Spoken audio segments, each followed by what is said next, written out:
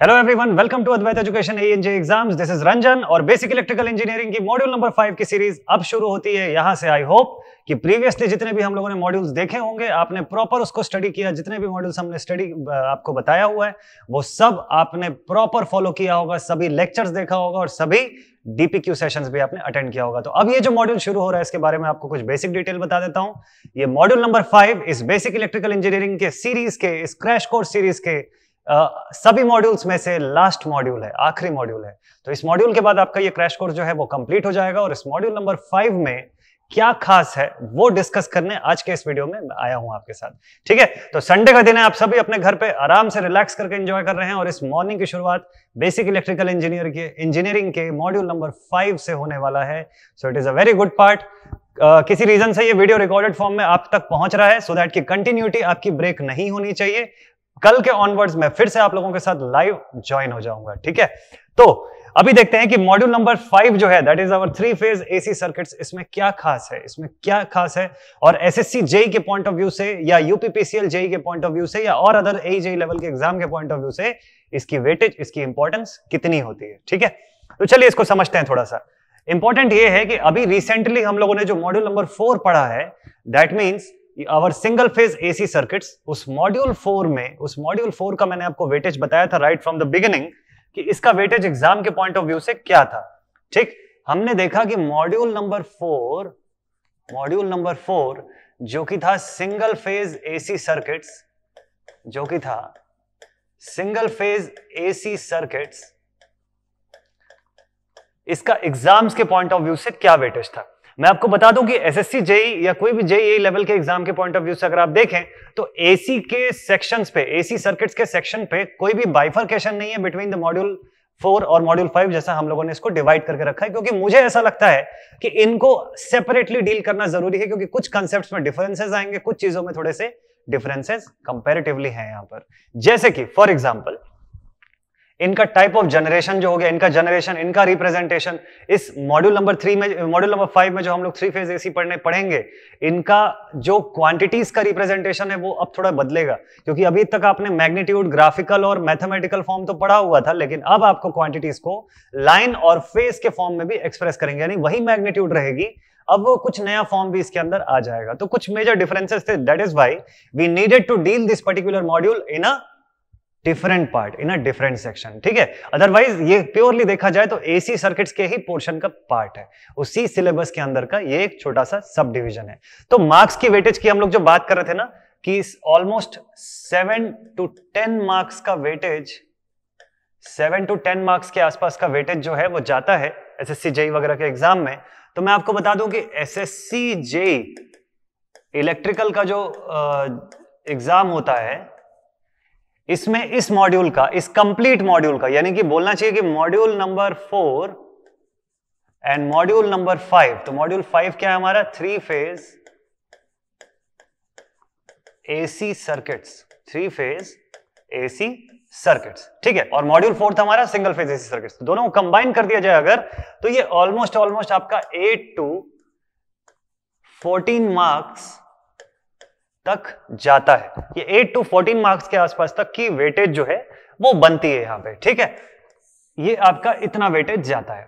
तो आप मोर और लेस देख सकते हैं कि मॉड्यूल नंबर 5 जो है इसका वेटेज आपका लगभग 3 to 4 मार्क्स के आसपास का है, 3 से 4 मार्क्स के आसपास का वेटेज, यानी आपके एग्जाम में जो क्वेश्चन आएंगे वो लगभग 3 से 4 मार्क्स के क्वेश्चन तो इसी पोर्शन से आने वाले हैं।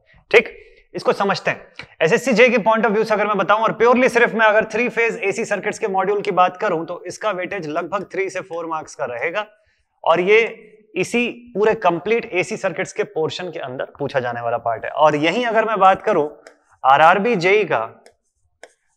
जेई लेवल के एग्जाम्स की मैं अगर बात करूं तो वहां पे इसका वेटेज इंक्रीज होके हो जाता है ऑलमोस्ट 5 या 6 मार्क्स के आसपास। मैं किसकी बात कर रहा हूं, प्योरली 3 फेज एसी की बात कर रहा हूं, यानी 3 फेज से आने वाले क्वेश्चंस 4 से 5 क्वेश्चन के आसपास आप एक्सपेक्ट कर सकते हैं। डीएमआरसी जेई और यूपीपीसीएल जेई की अगर मैं बात करूं, डीएमआरसी जेई और यही मैं बात करूं अगर यूपीपीसीएल जेई की बात करूं तो ये वेटेज कम हो जाता है, और ये लगभग 2 से 3 मार्क्स पे ही रहता है। यूपीपीसीएल जेई में भी ऑलमोस्ट आप देख सकते हैं कि 1 से लेके 4 मार्क्स के बीच में ही होता है इसका वेटेज। लेकिन अगर इसे ही आप यूपीपीसीएल एई के एग्जाम के पॉइंट ऑफ व्यू से अगर आप देखते हैं तो ऑलमोस्ट 2 मार्क्स का वेटेज यहां पे आपको दिखेगा राइट फ्रॉम 3 फेज एसी। तो 3 फेज एसी का जो पार्ट है, देखिए इसका पूरा का पूरा जो बेसिक कंसेप्ट है ना, वो डील करता है कि इसमें वो सिंगल फेज एसी के कंसेप्ट से ही निकल के आता है। ठीक, चाहे आप पावर का फॉर्मूला देखिए, आप पावर फैक्टर देखिए, आप उसके इंपीडेंस के कैलकुलेशन का तरीका देखिए, it is all coming right from the single phase AC वाला टॉपिक। ठीक है, तो सिंगल फेज एसी का कंसेप्ट आपका जितना प्रॉपर बिल्टअप होगा उतना ही इजी होगा आपको 3 फेज एसी सर्किट्स को समझना।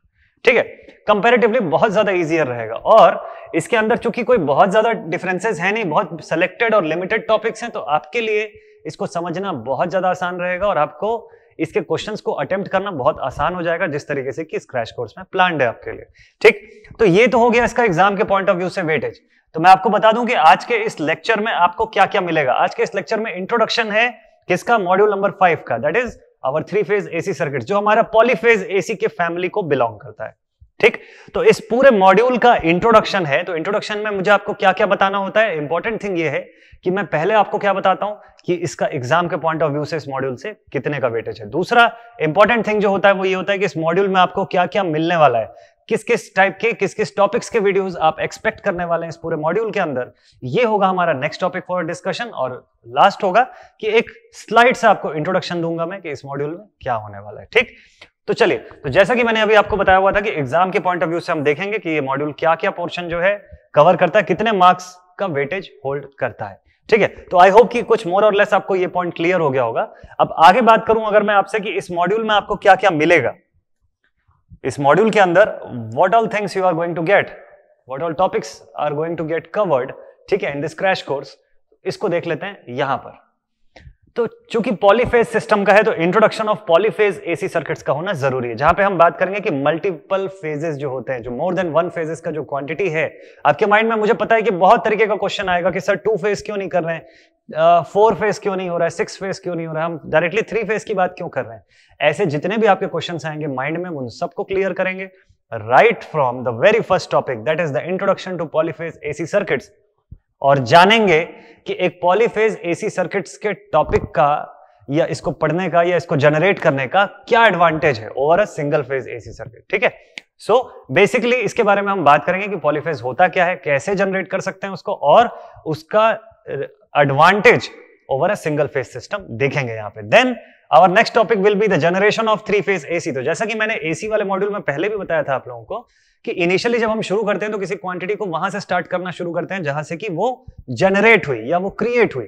सो right from its creation to its expression till its analysis part, ये पूरे का एक सीक्वेंस बना हुआ है और उसी सीक्वेंस उसी ऑर्डर में हम लोग पढ़ने वाले हैं। ठीक, so after the introduction part of a polyphase AC systems, अगला पोर्शन जो हम लोग डील करेंगे that will be the generation of 3 phase AC की, उसे कैसे जनरेट किया जाता है, उसके जनरेशन को कॉस्ट इफेक्टिव क्यों बोला जाता है as compare to generating a single phase AC.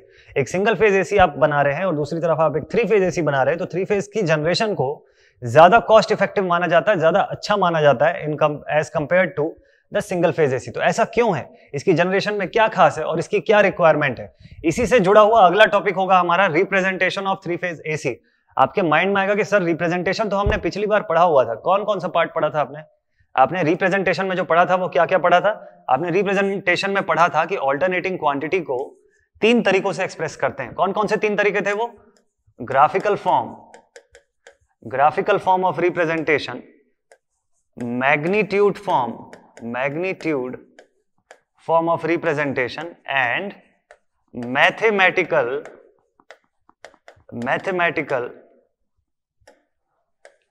Form of representation. तो इसमें ग्रेजुअली फिर मैंने आपको बताया था कि भाई देखो, ग्राफिकली अगर आप डील करते हैं तो ऑल्टरनेटिंग क्वांटिटीज को अगेन अगर आप ग्राफ बना के शो कर रहे हैं तो इसमें भी फिर 2 तरीके हैं आपके पास, इसमें भी फिर आपके पास 2 मेथड्स है। या तो आपका ग्राफ वेव फॉर्म के तरीके से होगा, ग्राफ मतलब या तो आप वेव फॉर्म ड्रॉ करेंगे और या तो आप इसको फेजर के फॉर्म में एक्सप्रेस करेंगे। ठीक है, वहीं जब आप मैग्नीट्यूड की बात कर रहे थे, जब हम मैग्नीट्यूड के बारे में जब स्टडी कर रहे थे तो हमको ये देखने को मिला कि ऑल्टरनेटिंग क्वांटिटीज की मैग्नीट्यूड को 4 बेसिक तरीके से हम लोग एक्सप्रेस कर सकते हैं। कौन कौन से 4 मेथड्स थे भाई? First one was instantaneous value, second one was our peak value जिसको कि मैक्सिमम वैल्यू भी बोलते हैं, third one was average value, और आखिरी तरीका जो था दैट वाज IRMS या VRMS जिसको कि इफेक्टिव वैल्यू रिप्रेजेंटेशन भी बोलते हैं या root mean square value of representation भी बोला जाता है। ठीक है, तो अल्टरनेटिंग क्वांटिटी की मैग्नीट्यूड को आप इतने तरीके से एक्सप्रेस करना सीखे, और मैथमेटिकल फॉर्म ऑफ रिप्रेजेंटेशन में जब हम गए तो वहां पे हम लोगों ने देखा कि मैथमेटिकली एक अल्टरनेटिंग क्वांटिटी को और कितने तरीके से एक्सप्रेस कर सकते हैं। तो इसके मेथड्स हम लोगों ने देखा कि रेक्टेंगुलर फॉर्म ऑफ रिप्रेजेंटेशन था हमारे पास, देन उसके बाद ट्रिग्नोमेट्रिक फॉर्म था, ट्रिग्नोमेट्रिकल फॉर्म, और फिर तीसरा था हमारे पास polar form of representation.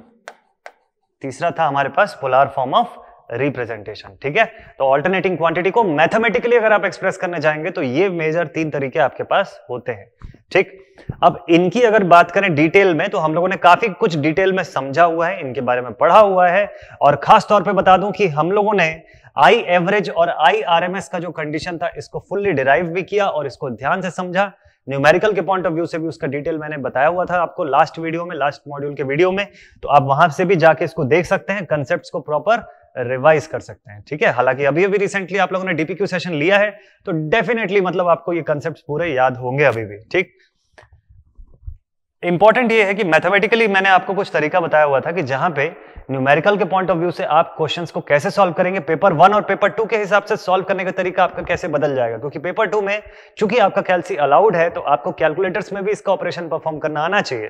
Paper 1 में कैल्सी अलाउड नहीं होता है, तो उस बेसिस पे आपको मैनुअली कैसे सॉल्व करना है, अगर कोई क्वांटिटी रेक्टेंगुलर फॉर्म में है या पोलर फॉर्म में है और उसका आपको कोई अलजेब्रिक ऑपरेशंस परफॉर्म करने को बोला जाता है, so in that case how are you going to apply that condition. ठीक है, तो मैथमेटिकली आप क्या फॉर्मूला अप्लाई करेंगे, कैसे उस पे वो अलजेब्रिक ऑपरेशन परफॉर्म करेंगे, वो सारा कुछ हम लोगों ने डिस्कस किया हुआ था ऑन दिस रिप्रेजेंटेशन पार्ट। ठीक है, तो आफ्टर दिस रिप्रेजेंटेशन पार्ट तो ये सारा कुछ तो सेम है, इसमें से कुछ भी चेंज नहीं हो रहा है, ये ध्यान रखिएगा आप लोग कि इसमें से कुछ भी चेंज नहीं हो रहा है।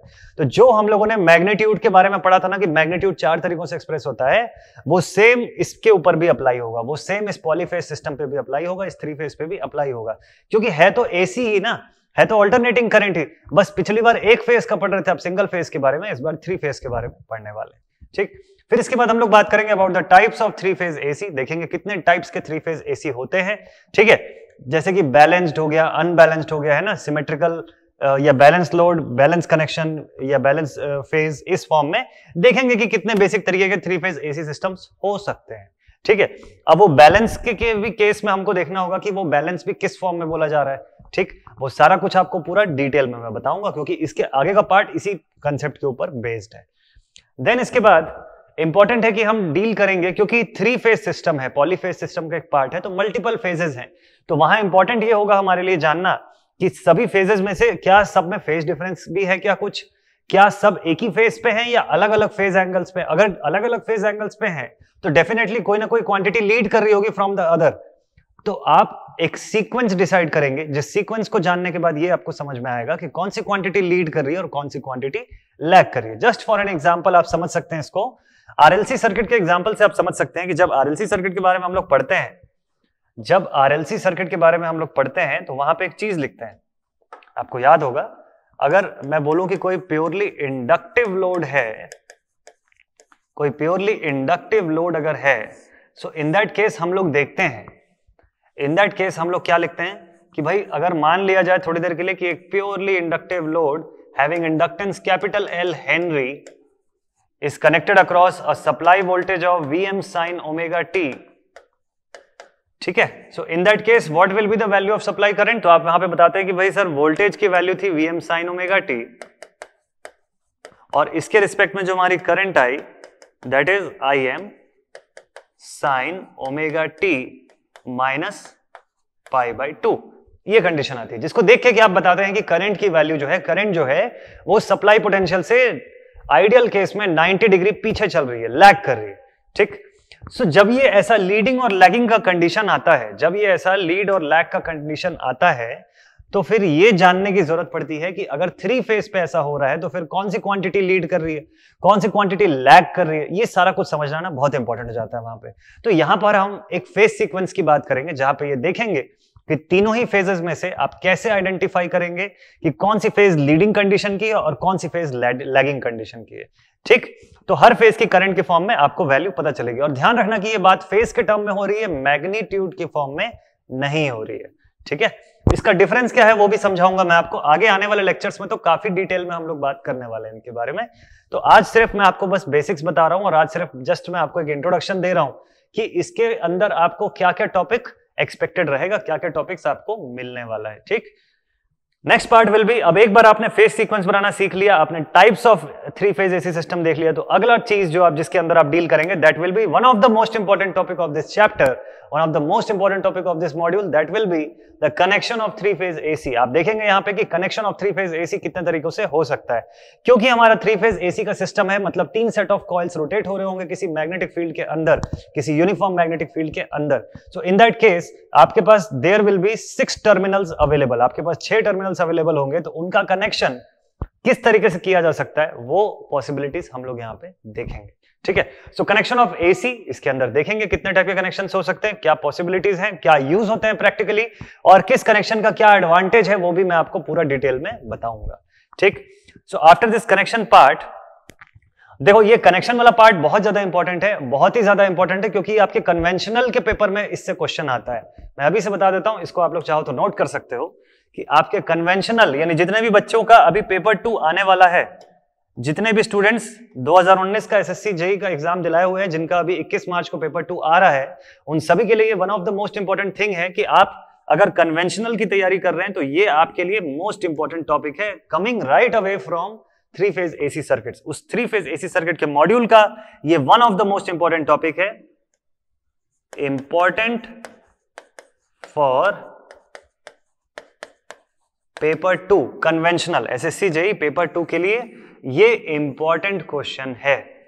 ठीक है, और इसका ये मतलब नहीं है कि पेपर 1 के लिए इंपॉर्टेंट नहीं है, ये बहुत ज्यादा इंपॉर्टेंट होता है। ये टॉपिक अपने आप में, यहां जितने भी टॉपिक्स लिखे हैं उसमें ये one of the most important topic होता है, इससे क्वेश्चंस आते हैं रेगुलरली। ठीक है, तो इसको बहुत ध्यान से पढ़ना है। इंपॉर्टेंट ये है कनेक्शन ऑफ 3 फेज एसी जो हम लोग पढ़ रहे हैं, ये किस कंडीशन पे है, तो ये किस कंडीशन पे है, तो इंपॉर्टेंट है कि ये बैलेंस्ड एसी सर्किट्स के लिए हम लोग ये वाली चीज पढ़ेंगे। ठीक है, तो बैलेंस एसी का अगर केस है तो इन दैट केस कनेक्शन आपका कैसे वर्क करता है, क्या चीजें उसमें सेम रहती है, और यहीं से निकल के आएंगी क्वांटिटीज की वैल्यूज की मैग्नीट्यूड के फॉर्म में आप क्वांटिटीज को लाइन क्वांटिटी और फेज क्वांटिटी के फॉर्म में एक्सप्रेस करेंगे। जैसे करंट हो गया ना, आप इसको IL के फॉर्म में लिखेंगे या IPH लिखेंगे। अब यहां ऐसा नोटेशन काम करने लग जाएगा, यहां पे इस तरीके का नोटेशन जो है वो शो करेंगे आप लोग इस फॉर्म में, ऐसा कुछ। ठीक है, तो इससे पता चल जाएगा, इसका ऐसा नोटेशन देखिए कि अच्छा ये फेज क्वांटिटी है। अब फेज क्वांटिटी में भी R फेज की है या Y फेज की है या B फेज की है, वो हम लोग ग्रेजुअली धीरे धीरे टाइम के साथ साथ समझते चले जाएंगे। ठीक है, और उसके बाद नेक्स्ट होगा हमारा calculation of power in the 3 phase balanced AC circuits. तो प्रीवियसली हम लोगों ने पावर के बारे में बात किया हुआ है कि AC circuit on the basis of that power triangle, जो पावर ट्रायंगल हम लोगों ने पढ़ा था उसके बेसिस पे हम लोगों ने देखा कि एसी सर्किट में जो पावर था उसको हम लोगों ने कैसे एक्सप्रेस किया, कैसे एक्सप्रेस किया उसको हम लोगों ने ऐसा इस फॉर्म में कुछ एक्सप्रेस किया हुआ था लास्ट टाइम, जहां पे हमने देखा कि जो बेस वाला जो पोर्शन था वो किसको एक्सप्रेस कर रहा है, वो रिप्रेजेंट कर रहा है एक्टिव पावर को। किसको रिप्रेजेंट कर रहा है, एक्टिव पावर को, है ना। तो पावर की बेसिक इक्वेशन जो थी that is VRMS into IRMS, उसी फॉर्म में सभी पावर है ना। तो पावर मेजरली हमारे पास 3, कौन कौन से 3, फर्स्ट हो गया active power, first is our active power, second one is the reactive power, and third one is, इन दोनों का रिजल्टेंट जो हो गया वो हो गया अपना एपरेंट पावर। ठीक है, तो यहां पे इस राइट एंगल ट्रायंगल के बेस पे हम लोग जिसको एक्सप्रेस करते हैं that is termed as active power. इसी को क्या बोलते हैं, इसी को बोलते हैं रियल पावर, इसी को बोलते हैं ट्रू पावर, इसी को बोलते हैं actual power of the circuit. ठीक है, रीजन, कारण बताया हुआ है मैंने उस वीडियो में, आपको डेफिनेटली वो वीडियो देखना चाहिए जो पिछले मॉड्यूल का है। ठीक है, और यहां पे पावर को हम लोग एक्सप्रेस करते हैं in the terms of VRMS into IRMS cos phi. अब यहां cos और sin का टर्म भी क्यों आता है ये बताया हुआ है मैंने, ठीक। तो मुझे नहीं लगता कि देखो ये सेम कंसेप्ट यहां पे फिर से आएंगे वापस, बस ये कैलकुलेशन जो होगा वो 3 टाइम्स होगा अगर बैलेंस सर्किट का है तो, या अनबैलेंस्ड का भी अगर है तो भी वो किस तरीके से बदलेगा वो सारा कुछ देखेंगे हम इसके अंदर, ठीक है। तो मेजरली तो हमारा फोकस रहेगा upon the balanced circuits, majorly तो हमारा फोकस रहेगा upon the balanced circuits, but unbalance की भी कुछ कंडीशंस को डिस्कस करना जरूरी रहेगा। यहां पे आ जाएगा परपेंडिकुलर सेक्शन में reactive power which will be given as Q is equals to VRMS IRMS into sin phi। Reactive power किससे डिनोट किया, कैपिटल Q से डिनोट किया। यूनिट्स की बात कर लेते हैं तो यहां पे इसकी यूनिट एक्टिव पावर की यूनिट्स हो जाएगी वॉट्स, रिएक्टिव पावर की यूनिट हो जाएगी VAR, that is nothing but volt ampere reactive, और इन दोनों का ही जो रिजल्टेंट आएगा that will be termed as apparent power, है ना, denoted by capital S, denoted by capital S is equals to VRMS into IRMS, बस, ठीक है। और इसकी यूनिट VA, वोल्ट एम्पियर, ठीक। तो मैंने आपको बताया हुआ था ये रीजन कि क्यों इस फॉर्म में आता है, क्यों इसके अंदर कोई साइन या कॉस का टर्म्स आपको नहीं दिखाई देता है। तो ये बेसिकली पावर के बारे में इतना कुछ हम लोग जानते हैं, पावर के बारे में इतना कुछ हम लोग बेसिकली समझते हैं कि एसी के केस में जो पावर होता है वो कैसे एक्सप्रेस होता है, क्या उसकी कंडीशंस होती है, ठीक। अब यही पावर का टर्म आपको पढ़ना है किसके लिए, आपको पढ़ना है यही पावर का term for a three phase system, तो आप देखेंगे वहां पे कि 3 फेज सिस्टम जो है उसमें हम इसको कैसे एक्सप्रेस करते हैं, क्या इसकी कंडीशंस होती है, ठीक है। चलिए आगे बढ़ते हैं, तो इसका कैलकुलेशन करेंगे। तो न्यूमेरिकल के पॉइंट ऑफ व्यू से ये इंपॉर्टेंट होगा कि हम लोग लाइन और फेज क्वांटिटीज के फॉर्म में जो क्वांटिटीज को देख रहे हैं, जो हम लोग जो डिस्कस करेंगे कनेक्शन में, उसको समझे। न्यूमेरिकल के पॉइंट ऑफ व्यू से इनका कैसा रिलेशन होता है, लाइन करंट का फेज करंट से कैसा रिलेशन होता है, अगर एक अलग टाइप का कनेक्शन है, स्टार कनेक्शन है या डेल्टा कनेक्शन है, उन सब के लिए देखेंगे, ठीक है। तो calculation of power in 3 phase AC circuits, ये भी एक हमारा अगला इंपॉर्टेंट टॉपिक रहेगा। और इसके बाद तो फिर बचता है numerical on star and delta connection. तो न्यूमेरिकल का पार्ट है, न्यूमेरिकल पार्ट, ये जितना भी कुछ बेसिक कंसेप्ट आप लोगों ने किया होगा उसके बेसिस पे हम लोग क्या करेंगे, न्यूमेरिकल्स में डील करेंगे और देखेंगे कि क्या क्या पॉसिबिलिटीज होती है, किस तरीके के क्वेश्चंस आते हैं। बहुत ज्यादा डिफिकल्ट क्वेश्चन पे आपको नहीं लेके जाऊंगा, लेकिन वो सारे लेवल के क्वेश्चन जरूर करवाऊंगा जो आपके AE and JEE level exams में पूछे जाते हैं, ठीक है। तो ये चीज इंपॉर्टेंट है। अब बात कर लेते हैं भाई, देखो इंट्रोडक्शन की बात कर रहे थे हम लोग बात कर रहे थे कि इतना कुछ पोर्शन आपको इस पूरे मॉड्यूल के अंदर मिलने वाला है, ठीक है। ये आपका मेजर कंटेंट रहेगा, इसके अंदर भी सब कंटेंट्स है, इसके अंदर भी छोटे छोटे डिविजन्स हैं जो आपको डेफिनेटली मिलते चले जाएंगे। अब इंपॉर्टेंट है कि 3 फेज एसी होता क्या है, what is this 3 phase AC circuits, ठीक है। 3 फेज एसी सर्किट्स एक पॉलीफेज एसी का एक पार्ट है। पॉलीफेज बोलने का मतलब है मल्टीपल फेजेस, बहुत सारे फेजेस का कॉम्बिनेशन, ठीक।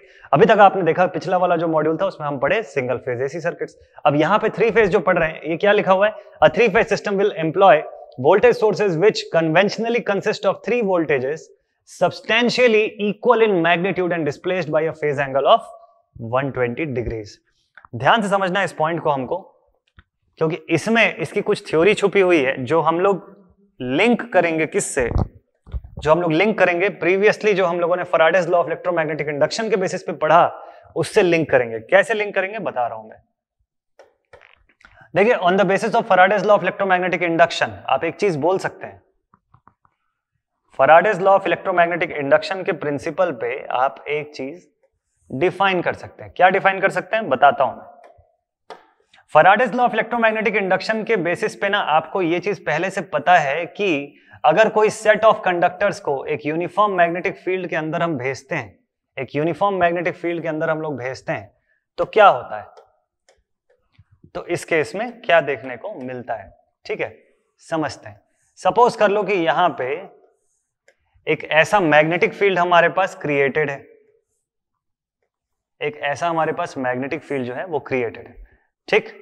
अब ये हमारे जो मैग्नेटिक फील्ड जो है, सपोज कर लेते हैं कि एक तरफ हमारा ऐसा नॉर्थ पोल है और दूसरी तरफ ऐसा हमारा साउथ पोल है किसी भी मैग्नेट का, ये दोनों एक दूसरे को फेस कर रहे हैं, तो इनके बीच में जो लाइन ऑफ फोर्सेस होंगी, इनके बीच में जो लाइन ऑफ फोर्सेस होंगी वो नॉर्थ से साउथ के डायरेक्शन में जा रही होंगी। ये तो बट नेचुरल है, बिल्कुल श्योर सी बात है, क्लियर है ना, इसमें तो किसी को कोई डाउट नहीं होना चाहिए।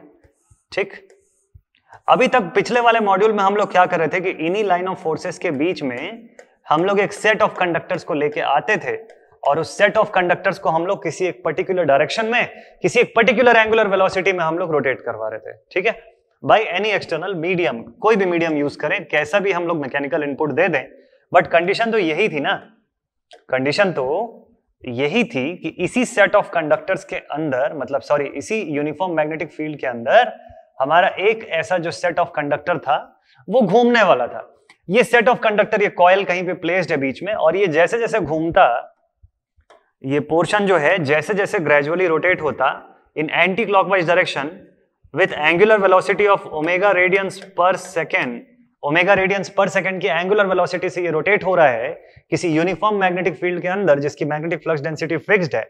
सो इन दैट केस अगर आपके कंडक्टर की number of turns is n, तो आपको ये बताया जाता है कि E is equals to -n d phi upon dt के फॉर्म में इंड्यूस्ड ईएमएफ मिलेगा आपको। ठीक है, तो Faraday's law of electromagnetic induction के दोनों फोल्ड आपने यहां पे पढ़ा। पहला फोल्ड आपने ये देखा कि भाई Faraday's law of electromagnetic induction, यहां पे आपको उससे ये पता चल रहा है कि जितनी मैग्नेटिक फील्ड, जितनी भी, जैसे भी अगर कहीं पे चेंजिंग मैग्नेटिक फील्ड लिंक होता है आपके सेट ऑफ कंडक्टर के साथ, तो उस सेट ऑफ कंडक्टर्स के अंदर ईएमएफ इंड्यूस हो रहा है, कुछ ना कुछ ईएमएफ इंड्यूस होने लग जाएगा। लेकिन इसका दूसरा फोल्ड आपको आगे ये बताता है कि कितना ईएमएफ इंड्यूस होगा। भाई आपके माइंड में क्वेश्चन आएगा कि सर कितना ईएमएफ इंड्यूस होगा, तो उस क्वेश्चन का आंसर ये है कि ईएमएफ उतना इंड्यूस होगा जितना फ्लक्स उससे लिंक होगा, जो आपको पता चल रहा है किससे, E is equals to -n d phi upon dt। d phi upon dt आपको यही बता रहा है the rate of change of flux linked with the coil, the rate of change of flux linked with the coil decide करेगा कि कितनी magnitude की EMF बनेगी। तो जैसे जैसे ग्रेजुअली हम लोग इसको एंटी क्लॉकवाइज डायरेक्शन में घुमाते हैं with angular velocity of omega radians per second, तो ग्रेजुअली हमारी ग्राफ जो है, ग्रेजुअली जो हमारी ग्राफ है वो हमको कुछ ऐसी दिखाई देती है। ग्रेजुअली जो हमारी ग्राफ है ना वो कुछ ऐसे दिखाई देती है। इसको आप अगर ऐसा प्रॉपर समझें तो ये ऐसा साइनोसॉइडल इन नेचर ऐसे बनती चली जाती है, ये ऐसा कुछ साइनोसॉइडल इन नेचर होती चली जाती है ग्रेजुअली। तो इसी केस को अगर आप थोड़ा ध्यान से देखें, और अगर सपोज इस केस के अंदर मैं मल्टीपल कॉइल्स को प्लेस कर देता हूं सेम मैग्नेटिक फील्ड के अंदर। अब दूसरी कंडीशन को ध्यान से समझना आप लोग, जो सेकंड कंडीशन में लेने जा रहा हूं ना उसको एकदम ज्यादा ध्यान से आपको देखने की जरूरत है। ठीक, अगर सपोज कर लो, अगर आप सपोज कर लो थोड़ी देर के लिए कि यहां पे मेरे पास एक और सेट ऑफ कंडक्टर्स है जिसको कि मैं इसके अंदर प्लेस करने जा रहा हूं। ये एक और सेट ऑफ कंडक्टर है। सपोज कर लेते हैं कि ये मेरा जो सेट ऑफ कंडक्टर था पहला वाला ना, जो फर्स्ट वाला सेट ऑफ कंडक्टर था उसको मैंने नंबर 1 बोल दिया। ये मेरे पास नंबर 2 का कंडक्टर है, और एक और कंडक्टर का सेट मैं रख लेता हूं यहां पे, एक और कंडक्टर का मैं सेट रख लेता हूं यहां पे, जिसको कि मैं बोलूंगा ये कंडक्टर सेट 3 है। This is my conductor set 3। ठीक है, ये 2 था और ये 1 था। ठीक है ना, तो मैंने क्या किया, 3 सेट ऑफ कंडक्टर्स अलग अलग बना के रखे हैं, 3 सेट, ये नहीं है पूरा कॉइल करके, ये वाइंडिंग करके मैंने रख लिया सेपरेटली। ठीक, एक को मैंने प्लेस किया, इसको एंटी क्लॉकवाइज डायरेक्शन में मैंने धीरे धीरे घुमाना शुरू किया with angular velocity omega radians per second, तो मुझे ऐसी कोई वेव मिली, मुझे इस तरीके की कोई वेव मिल गई वहां पे। ठीक है, ये वेव जो है इसको मैं ट्रेस कर रहा हूं, एक्स और वाई एक्सिस आप देख सकते हैं इसका, ओमेगा टी रेडियंस के फॉर्म में यहाँ पे एक्स एक्सिस पे मैं शो कर रहा हूं। और ये अगर सपोज कर लो ईएमएफ की वेव है, ये सपोज कर लो ईएमएफ को दर्शा रहा है वाई एक्सिस पे, ईएमएफ इन वोल्ट्स लिख लेता हूं मैं यहाँ पे, तो इसके डिविजन्स के हिसाब से आपको साफ दिखाई देगा कि यहाँ पर है 0, यहाँ पर है पाई, यानी 180 डिग्री के रोटेशन के बाद, और ये 360 डिग्री के रोटेशन के बाद ये क्वांटिटी कुछ ऐसी दिखाई दे रही है मेरे को। ठीक है, और ईएमएफ की बात है तो यहाँ पे पीक वैल्यू पॉजिटिव में और यहाँ पे पीक वैल्यू दिखेगा मुझे नेगेटिव में। बट अब ग्रेजुअली अगर मैं ऐसा कुछ करूं, मेरे माइंड में ये आ रहा है कि अगर सपोज, क्यों मैं एक ही कॉइल को घुमा रहा हूं यहां से, है ना, ये किस तरीके से वर्क कर रहा है, यहां से एक शाफ्ट लगी हुई है जो बाहर आ रही है, यहां से एक शाफ्ट लगी हुई है जो ऐसे बाहर आ रही है बोर्ड के, और इस शाफ्ट को मैं जैसे जैसे घुमाऊंगा वैसे वैसे ये कॉइल बाहर से घूम रही है। अब इस शाफ्ट को मैं कैसे घुमाऊंगा, ये डिपेंड करता है कि मैकेनिकल एनर्जी मैं किस सोर्स से देना चाह रहा हूं, विंड से, वाटर से, जिस भी चीज से। अब अगर सपोज मैं इस एक ही कॉइल को ना घुमा के, देखो मुझे याद दिख रहा है कि ईएमएफ की मैग्नीट्यूड है -n d phi upon dt। इससे जो मेरा ऑल्टरनेटिंग वेव बन के आता है ये 3 बार 0 वैल्यू को अटेन करता है अपनी हर एक साइकिल के अंदर। अगर मुझे एक ऐसा अनइंटरप्टेड पावर सप्लाई चाहिए कंडीशन को ध्यान से सुनना, अगर मुझे एक ऐसा अनइंटरप्टेड पावर सप्लाई चाहिए जो कभी भी जीरो वैल्यू पे ना अटेन कर रहा हो, कभी भी जीरो पे ना पहुंच रहा हो, लगातार कुछ ना कुछ मैग्नीट्यूड की एसी मुझे लगातार चाहिए, सो इन दैट केस मुझे मल्टीपल फेजेस बनाने की जरूरत है, मुझे मल्टीपल फेजेस बनाने की जरूरत है। तो मैंने क्या किया, अगर ऊपर वाला जो कॉइल था, अगर मेरा कॉइल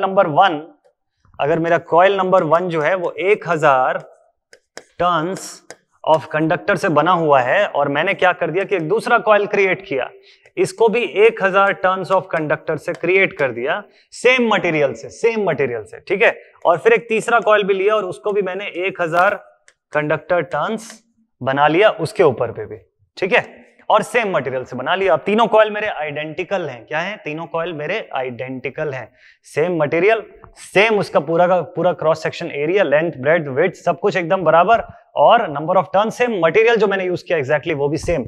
अब मैं इस कॉइल नंबर 2 को यहां पे प्लेस कर देता हूं, क्या करता हूं, इस कॉइल नंबर 2 को मैं यहां पर इसके ऊपर ऐसे प्लेस कर देता हूं, ठीक है, और ग्रेजुअली कॉइल नंबर 3 को भी इसके ऊपर ऐसे रख दूंगा, और फिर मैं तीनों को एक साथ अगर घुमाता हूं तो क्या दिखेगा मुझे, तो इसका आउटकम क्या दिखेगा भाई, अगर मैं एक के ऊपर एक ऐसा इसको रख दूं और सेम डायरेक्शन सेम सब कुछ मैं कर रखूं, तो आप देखोगे कि ग्रेजुअली सभी लोग इस कंडीशन पे, अभी जो कंडीशन दिख रहा है ना बोर्ड पे, इस कंडीशन में सभी लोग least amount of magnetic flux को लिंक कर रहे हैं, और जब कम मैग्नेटिक फ्लक्स लिंक हो रही है तो सभी की वैल्यू मिनिमम लगभग नेग्लिजिबल के आसपास होगी।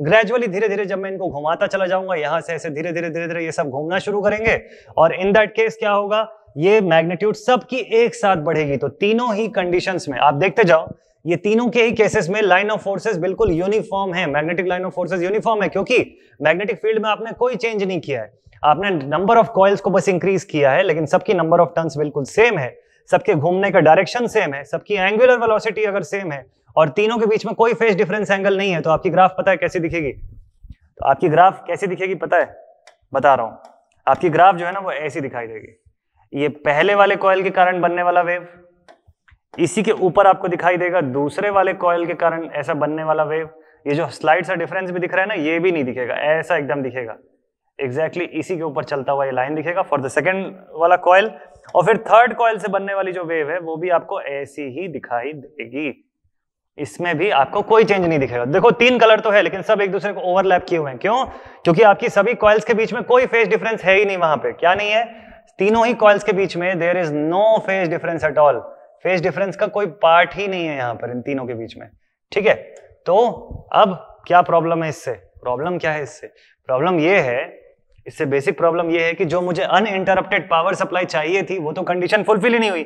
यहाँ पे तो अगेन ये तीनों मिलके एक ही समय पे जीरो हो रहे हैं, एक ही समय पे पीक वैल्यू पहुंच रहे हैं, फिर एक ही समय पे नेगेटिव पीक जा रहे हैं, और फिर एक ही समय पे एक साथ फिर से जीरो पहुंच रहे हैं, तो वो मेरी रिक्वायरमेंट तो फुलफिल ही नहीं हो सकती। अब वो कैसे फुलफिल होगा, अगर मैं इन सभी कॉइल्स को अलग अलग फेज पे रखूं तभी ये पॉसिबल है। क्या पॉसिबल है, अगर मैं इन तीनों कॉइल्स को डिफरेंट फेजेस पे रखूं, only and only in that cases it is possible, सिर्फ उसी केस में ये चीज पॉसिबल रहेगी, ठीक है। तो चलो मैं ऐसा करने की कोशिश करता हूं, ठीक है, चलो ऐसा करने की कोशिश करते हैं हम लोग, ठीक। तो ये कैसे होगा, अब मुझे एक पर्टिकुलर फेज डिफरेंस एंगल पे इसको रखना पड़ेगा, अब मुझे एक पर्टिकुलर फेज डिफरेंस एंगल पे इसको प्लेस करना पड़ेगा, सो दैट कि मुझे अलग अलग मैग्नीट्यूड जो है अलग अलग कंडीशन पे मिलता रहे। अगर कोई एक कॉइल से आने वाला आउटपुट जीरो पे भी पहुंचा तो किसी दूसरे कॉइल से निकलने वाला आउटपुट जो है वो कुछ वैल्यू देता रहे मुझे, ताकि लगातार मुझे सप्लाई मिलती रहे। तो ऐसा कब पॉसिबल है, जब मैं इनको कुछ डिग्री अपार्ट रखूंगा सभी को, और कितना डिग्री अपार्ट रखना चाहिए उसमें भी एक यूनिफॉर्मिटी होना जरूरी है। तो मेरे पास टोटल है 360 इलेक्ट्रिकल डिग्रीज, 360 डिग्रीज है, और मेरे पास फेज बनेगा इससे 3, फेज कितना बनेगा 3, तो मैं इसको डिवाइड कर देता हूं तो मुझे एक यूनिफॉर्म इलेक्ट्रिकल डिग्रीज मिल जाएगी। कितनी मिलेगी, इसको डिवाइड कर दिया तो मेरे पास आ गया 120 इलेक्ट्रिकल डिग्रीज। तो सभी को, हर एक कॉइल को दूसरे वाले से 120 डिग्री अपार्ट अगर मैंने रखा तो मेरा आउटपुट फेज जो है वो वेल बैलेंस्ड कंडीशन में दिखाई देगा, और सभी क्वांटिटीज जो है एक दूसरे से 120 डिग्री शिफ्टेड दिखाई देंगी। क्लियर है मेरी बात। तो इसको पूरा डिटेल में आपको मैं और ज्यादा समझाऊंगा जब हम लोग जनरेशन पे जाएंगे, जब हम लोग जनरेशन ऑफ 3 फेज पे जाएंगे तो एक बार और डिटेल में समझाऊंगा। आज तो बस सिर्फ एक इंट्रोडक्शन है, ठीक है। तो अब मैंने क्या किया कि जब इन क्वांटिटीज को मैंने प्लेस करना शुरू किया तो मैंने कैसे प्लेस किया भाई, अब मैं यहाँ पे इसको ऐसे ही डायरेक्टली इसके ऊपर पुट नहीं करूंगा, मैं क्या करूंगा, इसको कुछ अलग, कुछ सर्टन इलेक्ट्रिकल डिग्री से शिफ्टेड प्लेस करूंगा ऐसा। ठीक। और मैं जो तीसरी वाली जो मेरी क्वांटिटी है ना, इसको मैं कैसे प्लेस करूंगा, इसको भी मैं प्लेस करूंगा ऐसे, तो बिल्कुल भी नहीं। मैं कैसे प्लेस करूंगा इसे, मैं इसको कुछ और अलग एंगल पे शिफ्टेड प्लेस करूंगा ऐसे। तो अब आप देख सकते हैं कि मेरी तीनों ही कॉइल यहां पर प्लेस्ड है, तीनों ही कॉइल यहां पे प्लेस्ड है, लेकिन सब अलग अलग कंडीशंस पे है। तो वो मेरी कॉइल 1 2 3 तीनों को आप देख लो, तीनों को ही आप देख सकते हैं, ठीक है। चलो मैं एक बार नोटेशन फिर से लिख देता हूं सो दैट कि आपको कंफ्यूजन ना रहे। दिस इज माय कॉइल 1, ये वाली हो गई मेरी कॉइल नंबर 2 और ये वाली कॉइल हो गई 3।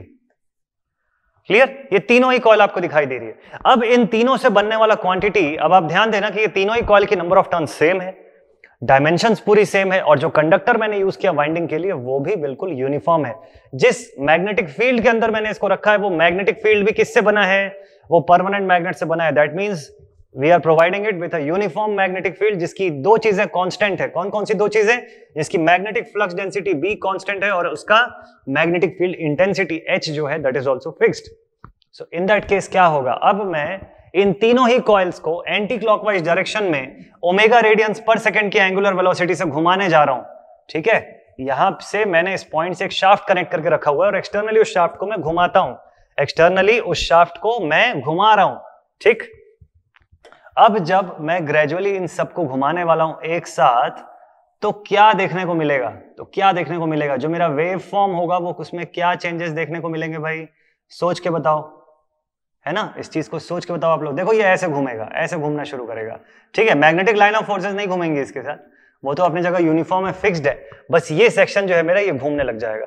जैसे जैसे ये घूमने लगेगा आप देखो कॉइल नंबर 1 इस कंडीशन में मिनिमम ईएमएफ पे रहेगी, लेकिन सेम टाइम पे कॉइल नंबर 2 जो है वो टेंडिंग टुवर्ड्स मैक्सिमम पे आपको मैग्नीट्यूड देगी। कितना मैग्नीट्यूड देगी? It is tending towards the positive peak value. जबकि कॉइल नंबर 3 जो है वो अभी अभी अपनी पीक वैल्यू पार करके आगे बढ़ी होगी and it is tending towards that 180 degree अपनी जीरो वैल्यू के पास पहुंच रही होगी ये कॉइल। तो आपको जो वेवफॉर्म दिखेगा वो कैसा दिखाई देगा? इस केस में आपको जो वेवफॉर्म दिखाई देगा वो कैसा दिखाई देगा? तो देखो कॉइल नंबर 2, सपोज कर लेते हैं कि कॉइल नंबर 1 का वेवफॉर्म अगर कुछ इस तरीके का है, तो इसके लिए कॉइल नंबर 2 का वेवफॉर्म कैसा दिखेगा आपको? तो कॉइल नंबर 2 का वेवफॉर्म लगभग कुछ ऐसा दिखाई देगा, ऑलमोस्ट कुछ ऐसा दिखाई देगा, ठीक है। एकदम एग्जैक्ट तो मैं नहीं बना रहा हूं, बट मोर और लेस आपको ऐसा कुछ दिखाई देगा। और कॉइल नंबर 3 की जो वेवफॉर्म है, कॉइल नंबर 3 की जो वेवफॉर्म है वो कैसे दिखाई देगी आपको? कॉइल नंबर 3 की वेवफॉर्म आपको कुछ ऐसी दिखाई देगी, कॉइल नंबर 3 की वेवफॉर्म ऐसी दिखाई देगी, ठीक है। इनका पीक वैल्यू बिल्कुल सेम है, अगर वो ज्यादा दिख रहा है तो वो ड्रॉ करने की प्रॉब्लम है, एक्चुअल में ये डिफरेंस ऐसा नहीं आएगा, ठीक है। इनकी पीक वैल्यूज जो हैं वो बिल्कुल ही यूनिफॉर्म रहेंगी, इनकी पीक वैल्यू में कोई डिफरेंस आपको नहीं दिखाई देना चाहिए, ठीक, वो एकदम फिक्स्ड है। अब इंपॉर्टेंट बात क्या है इसमें से जानने और सीखने वाली, इसमें से जानने सीखने और समझने वाली बात यह है कि अब मैं यहां से बाइफरकेट कैसे करूं कि कौन सी वाली कॉइल की क्वांटिटी आगे चल रही है, लीड कर रही है, और कौन सी वाली कॉइल की क्वांटिटी 120 डिग्री पीछे है दूसरे से। तो इसको कैसे समझोगे आप? तो देखो फेज डिफरेंस जैसे आप समझते हैं इसको उसी तरीके से समझ सकते हैं कि जो भी क्वांटिटी सबसे पहले पॉजिटिव मैक्सिमम वैल्यू को अटेन करती है that is leading from others. जो क्वांटिटी सबसे पहले पॉजिटिव मैक्सिमम वैल्यू को अटेन करेगी that is leading from others. और ध्यान देना उस क्वांटिटी को उस वेवफॉर्म के पोर्शन के अंदर स्टार्ट किया हुआ कब मानोगे आप? जब वो अपनी जीरो वैल्यू को पार किया हो, ठीक है। जैसे कि फॉर दिस क्वांटिटी जो व्हाइट कलर के पेन से जिसको मैंने शो किया उसकी जीरो वैल्यू यहां पर है इस पॉइंट पे, और इमीडिएटली इसके कुछ देर के बाद ये अपनी पॉजिटिव मैक्सिमम वैल्यू को अटेन करती है, it is attaining it's positive peak value, ठीक है। सो इसको अपनी पॉजिटिव पीक पे पहुंचने के लिए जो टाइम लगा that is t1। Then second quantity मुझे दिखाई दे रही है ये पर्पल कलर की, जो इसके थोड़ी देर के बाद अपनी पॉजिटिव पीक वैल्यू पे पहुंचती है, ठीक है। तो this is my quantity number 2। This is just for an example, इसको इससे मैच मत करने जाना, इसको इससे मैच मत करने जाना, मैं जस्ट आपको एक एग्जांपल के तौर पे बता रहा हूं। वो कोई भी 3 कॉइल हो और कैसे भी उस पर प्लेस्ड हो डिपेंड करेगा उसके ऊपर कि ये कैसे किस सीक्वेंस में ये लोग आगे बढ़ रहे हैं, ठीक है। और तीसरी क्वांटिटी जो हाईएस्ट वैल्यू पे पहुंचती है दिस इज आवर ये थर्ड वाली quantity, this is attaining the positive maximum value at the last point, सबसे आखिरी में, सबके बाद। आपको दिख रहा होगा कि सर ये तो यहाँ पे पॉजिटिव पीक वैल्यू पे दिख रही है सर, लेकिन ये इसको काउंट नहीं कर सकते हो आप, ये पिछले वाले ग्राफ का पोर्शन है, ये क्वांटिटी स्टार्ट तो यहां से हुई है, इस पॉइंट से इसका जीरो वैल्यू है और यहां से होते हुए इसका पॉजिटिव मैक्सिमम वैल्यू इधर पे पहुंचता है। तो टाइम t1 इसको यहां पे लगा, इसको लगा टाइम t2 और इसे लगा टाइम t3। तो सबसे ज्यादा टाइम जिसे लगा पीक वैल्यू पे पहुंचने में, ये टाइम T3 आपको दिखाई दे रहा है किसके, क्वांटिटी नंबर या कॉइल नंबर 3 की क्वांटिटी को। तो आप ये सीधे सीधे बोल सकते हैं कि कॉइल नंबर 3 की क्वांटिटी जो है this is lagging from 2 and 1, और कॉइल नंबर 1 की क्वांटिटी सबसे आगे चल रही है, इससे 120 डिग्री पीछे चल रही है कॉइल नंबर 2 की क्वांटिटी, और उससे 120 डिग्री पीछे चल रही है कॉइल नंबर 3 की क्वांटिटी। इसी कंडीशन को अगर आप फेजर से एक्सप्रेस करने जाते, तो आप कुछ इस तरीके से लिखते, इस तरीके से ड्रॉ करते फेजर को, ठीक है। सपोज ईएमएफ को ही मैं शो कर रहा हूं, तो ईएमएफ E1 लिखूंगा, इससे 120 डिग्री पीछे लिखूंगा ईएमएफ E2, और इससे 120 डिग्री पीछे लिखूंगा ईएमएफ E3, ठीक। EMF E1, E2 and E3, यहां फेज डिफरेंस कितने का है, 120 इलेक्ट्रिकल डिग्रीज का फेज डिफरेंस है, ठीक है, 120 इलेक्ट्रिकल डिग्रीज का। तो ये बेसिकली फेज डिफरेंस की कंडीशन है। तो ये ग्रेजुअली कैसे ऐसा हो रहा है, ये फेज डिफरेंस जो आ रहा है किस तरीके से आ रहा है, इनका क्या कैसा टर्म्स बनता है, किस तरीके से रिलेशन बनते हैं, वो सारा कुछ हम लोग आगे आने वाले वीडियो में और ज्यादा डिटेल में स्टडी करने वाले हैं।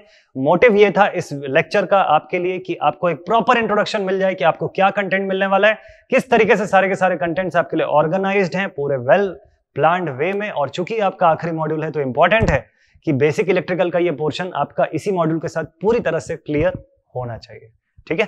तो चलिए अब आज का इस वीडियो जो है, आज का जो ये पर्टिकुलर वीडियो है, इसको मैं करता हूं यहीं पे एंड। जल्दी ही मिलूंगा आप लोगों से कल के वीडियो में।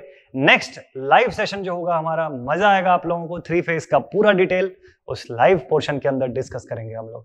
तो आई होप कि आपको मजा आया होगा, आपको इंटरेस्ट आएगा अब ये 3 फेज के बारे में और ज्यादा जानने का, और आपके अपकमिंग एग्जाम के पॉइंट ऑफ व्यू से ये बहुत हेल्प करेगा आपको। तो चलिए मिलता हूं आप सभी स्टूडेंट से अगले सेशन में। Till then stay connected and stay motivated. Thank you very much students.